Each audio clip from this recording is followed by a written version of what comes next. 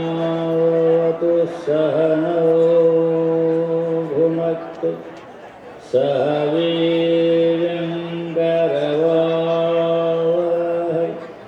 तेजस्विनावधीतमस्तु मा विद्विषावहै।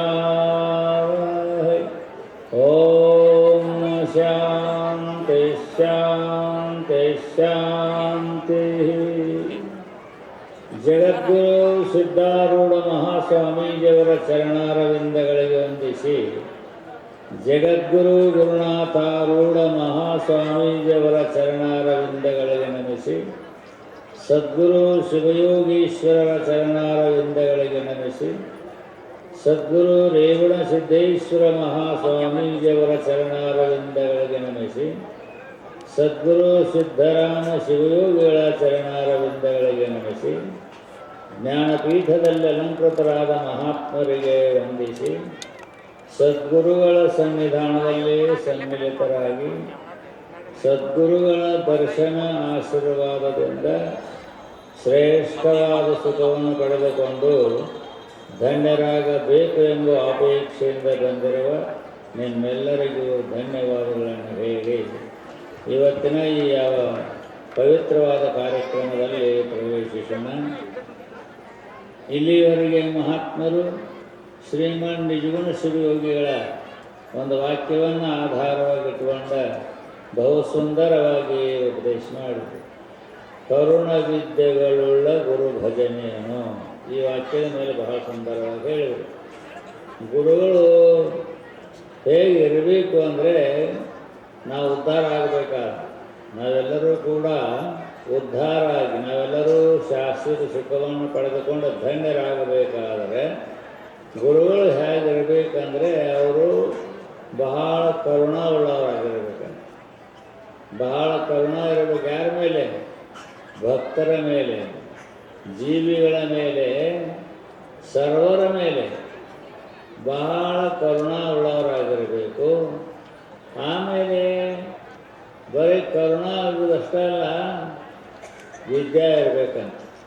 ಏನು ವಿದ್ಯೆ ಅಂದರೆ ನಮ್ಮನ್ನು ಈ ಭವಸಾಗರದಿಂದ ದಾಟಿಸುವಂಥ ವಿದ್ಯೆ, ನಮ್ಮನ್ನು ಈ ಭವದುಃಖದಿಂದ ಬಿಡುಗಡೆ ಮಾಡಿ ನಮಗೆ ಸುಖವನ್ನು ಅನುಗ್ರಹಿಸುವಂಥ ವಿದ್ಯೆ ಇರಬೇಕಂತ. ನಾವೆಲ್ಲರೂ ಈ ಭವಸಾಗರದಲ್ಲಿ ಮುಳುಗಿದವರಿದ್ದೇವೆ, ಭವಸಾಗರದಲ್ಲಿ ದುಃಖದಲ್ಲಿ ಬಿದ್ದವರು ಇದ್ದೇವೆ. ಈ ದುಃಖದಿಂದ ನಮಗೆ ಪಾರು ಮಾಡಬೇಕು, ನಮಗೆಲ್ಲರಿಗೂ ಸುಖ ಸಿಗಬೇಕು, ನಾವೆಲ್ಲರೂ ಆನಂದವಾಗಿರಬೇಕು. ಅಂಥ ವಿದ್ಯೆ ಅವರಲ್ಲಿರಬೇಕಂತ. ಆ ವಿದ್ಯೆ ಇರ್ತಕ್ಕಂಥ ಗುರುಗಳಿದ್ರೆ ನಾವು ಈ ದುಃಖದಿಂದ ಪಾರಾಗ್ತೀವಿ, ಸುಖವನ್ನು ಪಡ್ಕೊಂಡು ಧನ್ಯರಾಗ್ತೀವಿ ಅಂತ ಹೇಳ್ತಾರೆ. ಹಾಗೆ ಕರುಣ ವಿದ್ಯೆಗಳುಳ್ಳ ಗುರು ಭಜನೆಯನ್ನು ಅಂಥವ್ರ ಸೇವಾ ಮಾಡಬೇಕಂತಾರೆ ಅವರು. ಭಜ ಅಂದರೆ ಸೇವಾ, ಭಜನೆ ಅಂದರೆ ಸೇವಾ ಅಂತ. ನಾವು ಅಂತಃಕರಣಪೂರ್ವಕವಾಗಿ ಅಂತಃ ಶ್ರೋತ್ರಿಯ ಬ್ರಹ್ಮನಿಷ್ಠರಾದ ಸದ್ಗುರುಗಳು ಸೇವಾ ಮಾಡಿದ್ದಾದರೆ ನಮ್ಮ ದುಃಖ ಎಲ್ಲ ಹೋಗಿಬಿಡ್ತಾವೆ, ನಮ್ಮ ತಾಪ ಪಾಪ ಎಲ್ಲ ಪರಿಹಾರ ಆಗ್ತದೆ, ನಾವು ಪೂರ್ಣ ಜ್ಞಾನವನ್ನು ಪಡ್ಕೊಂಡು ಧನ್ಯರಾಗ್ತೀವಿ. ಆದ್ದರಿಂದ ಅಂಥ ಸದ್ಗುರು ಇರಬೇಕು. ನಮ್ಮಲ್ಲಿ ಅನನ್ಯ ಪ್ರೇಮ ಭಕ್ತಿ ಶ್ರದ್ಧೆ ಇರಬೇಕು. ಶರಣಾಗತರಾದಂಥ ಭಕ್ತರು ಅತ್ಯಂತ ಪ್ರೇಮ ಭಕ್ತಿ ಶ್ರದ್ಧೆಯನ್ನು ಕೊಡ್ಕೊಂಡಿರಬೇಕು. ಗುರುಗಳು ದಯಾಳುಗಳಾಗಿ ಅವರನ್ನು ಈ ದುಃಖದಿಂದ ಪಾರು ಮಾಡುವಂಥವರಾಗಿರಬೇಕು. ಅವಾಗ ನಾವೆಲ್ಲರೂ ಧನ್ಯರಾಗ್ತೀವಿ ಅನ್ನೋ ವಿಷಯವನ್ನು ಎಲ್ಲ ಮಹಾತ್ಮರು ಸುಂದರವಾಗಿ ತಿಳಿಸ್ಯಾರ. ಸಮಯ ಭಾಳಾಗಿದೆ. ಈಗ ಲಗ್ನ ಪ್ರಾರಂಭ ಆಗ್ತದೆ. ಆ ಲಗ್ನಕ್ಕಿಂತ ಕೊಡೋದೊಂದು ಎರಡು ಮಾತು. ಎಲ್ಲ ಭಕ್ತರು, ಎಲ್ಲ ಬಂದಂಥ ಭಕ್ತರು ಭಾಳ ಶ್ರದ್ಧೆಯಿಂದ ಸೇವೆ ಮಾಡ್ಯಾರ. ತನು ಮನ ಧನ ಈ ಮೂರರಿಂದು ಸೇವೆ ಮಾಡ್ಯಾರ. ಎಲ್ಲ ಭಕ್ತರು ಅವರಿವರು ಅನ್ನೋಂಗಿಲ್ಲ, ಆ ಊರ ಈ ಊರ ಅನ್ನೋಂಗಿಲ್ಲ, ಎಲ್ಲ ಊರವರು, ಎಲ್ಲ ದೇಶದವರು ಎಲ್ಲರೂ ಕೂಡ ತನುವಿನಿಂದ ಶರೀರದಿಂದ ಸೇವೆ ಮಾಡಿ, ಧನ ಅಂದರೆ ದಾನ ಮಾಡಿ, ತಮ್ಮಲ್ಲಿರ್ತಕ್ಕಂಥ ಸಂಪತ್ತನ್ನು ಸದ್ಗುರುಗಳಿಗೆ ಸ್ವಲ್ಪಲ್ಲ ಸ್ವಲ್ಪವನ್ನು ಅರ್ಪಣೆ ಮಾಡಿ ಧನವನ್ನು ಕೊಟ್ಟಾರೆ. ಆ ಧನ ಆಮೇಲೆ ತನು ಮನ ಧನ ಮನಸ್ಸು, ನಿಮ್ಮ ಮನಸ್ಸೆಲ್ಲೂ ಕೂಡ ಗುರುವಿನ ಚರಣದಲ್ಲೇ ಇದೆ. ನೀವು ಮನಸ್ಸಿನ ಪೂರ್ವಕವಾಗಿಯೇ ಸೇವಾ ಮಾಡಿದ್ದೀರಿ. ಹಾಗೆ ತನುಮನ ಧನಗಳನ್ನು ಅರ್ಪಣೆ ಮಾಡಿರ್ತಕ್ಕಂಥ ಭಕ್ತರು ನೀವೆಲ್ಲರೂ. ನೀವೇನು ಇದು ಒಂದು ಮಠ ಅಂತ ನಮ್ಮ ಇದು ಅಂತ ನಮ್ಮ ಮನೆ ಅನ್ನೋ ಭಾವ ಅನ್ಕೊಂಡು ಮಾಡಿರಿ ನೀವೆಲ್ಲ. ಅಂಥ ಒಂದು ಸೇವೆಯನ್ನು ಮಾಡಿರ್ತಕ್ಕಂಥವ್ರಿದ್ದೀರಿ. ನಿಮ್ಮೆಲ್ಲರಿಗೂ ಕೂಡ ಸದ್ಗುರುದೇವ ಶಿವಯೋಗೀಶ್ವರರು ಸಕಲ ಭೋಗ ಭಾಗ್ಯ ಸಂಪತ್ತ ಐಶ್ವರ್ಯ ಅಧಿಕಾರ ಆರೋಗ್ಯ ಎಲ್ಲವನ್ನು ಕೊಟ್ಟ ನಿಮ್ಮನ್ನು ರಕ್ಷಣೆ ಮಾಡಲಿ ಅಂತ ಹೇಳ್ತೀನಿ. ಆಮೇಲೆ ಎಲ್ಲ ಮಹಾತ್ಮರು, ಎಲ್ಲ ಜ್ಞಾನಿಗಳು, ಸತ್ಪುರುಷರು, ಸಿದ್ಧರು, ಸಾಧರು, ತಪಸ್ವಿಗಳು, ವಿದ್ವಾನರು, ಜಗದ್ಗುರುಗಳು ಎಲ್ಲರೂ ಕೂಡ ಬಂದು ನಿಮಗೆಲ್ಲ ದರ್ಶನ ಕೊಟ್ಟರು. ಆ ಮಹಾತ್ಮರು ಎಲ್ಲೆಲ್ಲೋ ಇದ್ದವರು, ಕಾಶಿಯಲ್ಲಿದ್ದವರು, ಹಿಮಾಲಯದಲ್ಲಿದ್ದವರು, ಬೊಂಬೈದಲ್ಲಿದ್ದವರು, ಆಂಧ್ರ ಪ್ರದೇಶದಲ್ಲಿದ್ದವರು, ತಿರುಪತಿಯಲ್ಲಿದ್ದವರು, ಆಮೇಲೆ ಕಾಳಹಸ್ತಿಯಲ್ಲಿದ್ದವರು. ನೀವು ಕಾಳಹಸ್ತಿಗೆ ಹೋಗಿ ನೋಡಿದ್ರೆ ದೇವಸ್ಥಾನ ಭಯಂಕರ ಭಾಳ ದೊಡ್ಡದಂಥ ದೇವಸ್ಥಾನ ಕಾಳಹಸ್ತಿ ದೇವಸ್ಥಾನ. ಆ ಕಾಳಹಸ್ತಿಯಲ್ಲಿರ್ತಕ್ಕಂಥ ಒಂದು ಮಠ ಸುಖಬ್ರಹ್ಮಾಶ್ರಮ ಅಂತೇಳಿ ಭಾಳ ದೊಡ್ಡ ಆಶ್ರಮ ಅದು, ಭಾಳ ದೊಡ್ಡ ಆಶ್ರಮ. ಅಲ್ಲಿ ಹೊರಗೆ ನಮ್ಗೆ ಅವ್ರು ದರ್ಶನ ಆಗಿದ್ರು. ಅಂಥ ಮಹಾತ್ಮರು ಬಂದಿದ್ದರು. ವಿದ್ಯಾಸ್ವರೂಪಾನಂದ ಅಂತೇಳಿ ಅವರು ಬಂದಿದ್ದರು. ಕಾಳಹಸ್ತಿಯಿಂದ ಬಂದ, ತಿರುಪತಿಯಿಂದ ಬಂದ. ತಿರುಪತಿಯಲ್ಲಿ ತೆಳಗೊಂದು ದೊಡ್ಡ ಆಶ್ರಮ ಇದೆ, ದೊಡ್ಡ ಶ್ರೇಷ್ಠವಾದ ಆಶ್ರಮ, ಒಳ್ಳೆಯ ಸುಂದರವಾದ ಮಠ ಇದೆ. ಅಲ್ಲಿಂದನೂ ಬಂದಿದ್ದರು. ಉತ್ತರ ಕಾಶಿ ಅಂದರೆ ಹಿಮಾಲಯ ಗಂಗೋತ್ರಿ ಜಮನೋತ್ರಿ ಅಂತ ಹೇಳಿದಾಗ ಅಲ್ಲಿ ಹಿಮಾಲಯ ಪ್ರದೇಶದಲ್ಲಿ ಒಂದು ಮಠ ಇದೆ. ಅಲ್ಲಿ ಸುಖದೇವಾನಂದ ಮಹಾಮಂಡಲೇಶ್ವರ ಅಲ್ಲಿಂದ ಬಂದಿದ್ದರು. ಹರಿದ್ವಾರದಿಂದ ಬಂದಿದ್ದರು.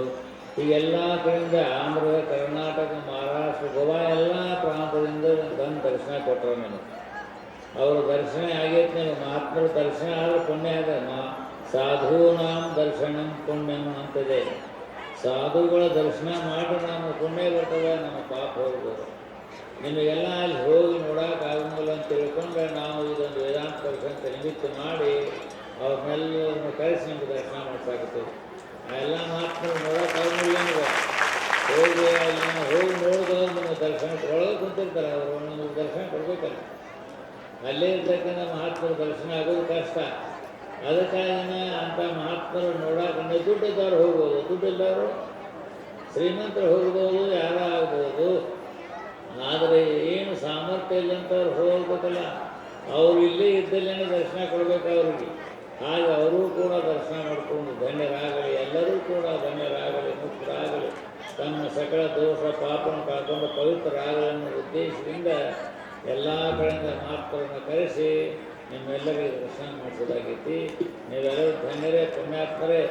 ಆ ಯಾವ ಪುಣ್ಯ ಪ್ರಭಾವದಿಂದ ನೀವೆಲ್ಲರೂ ಶಾಶ್ವತವಾದ ಸುಖವನ್ನು ಪಡ್ಕೊಂಡು ಧನ್ಯರಾಗುತ್ತೀರಿ. ಮಹಾತ್ಮರು ಎಲ್ಲರೂ ಕೂಡ ನಮಗೆ ಬಂದು ಆಶೀರ್ವಾದ ಮಾಡಿದ್ದಾರೆ. ಆ ಎಲ್ಲ ಮಹಾತ್ಮರಿಗೂ ಕೂಡ ಒಂದು ಧನ್ಯವಾದವನ್ನು ಹೇಳ್ತೇನೆ. ಅವರು ನಾವು ಹೇಳಿಬಿಟ್ರೆ ಸಾಕು, ಅವ್ರ ತಂದೆಗಳು ಅವ್ರನ್ನೂ ತಿಳ್ಕೊಂಡ್ಬಿಟ್ಟಾರೆ. ನಮ್ಮ ಮಠನ ಅನ್ನೋ ಭಾವನೆ ಅದೇ ಎಲ್ಲರಿಗೂ. ಎಲ್ಲ ಸ್ವಾಮಿಗಳಿಗೆ ಇನ್ಸಲ ಅಂದರೆ ನಮ್ಮದೇ ಮಠ ಅನ್ನೋ ಅಷ್ಟು ಪ್ರೇಮ, ಅಷ್ಟು ಭಕ್ತಿ, ಅಷ್ಟು ಭಾವದೆ ಅಂತ ಎಲ್ಲ ಮಹಾತ್ಮರು ಬಂದು ನಿಮಗೆ ದರ್ಶನ ಕೊಟ್ಟಿದ್ದಾರೆ. ಅವರೆಲ್ಲರೂ ಧನ್ಯವಾದಗಳನ್ನು ಹೇಳ್ತೇನೆ.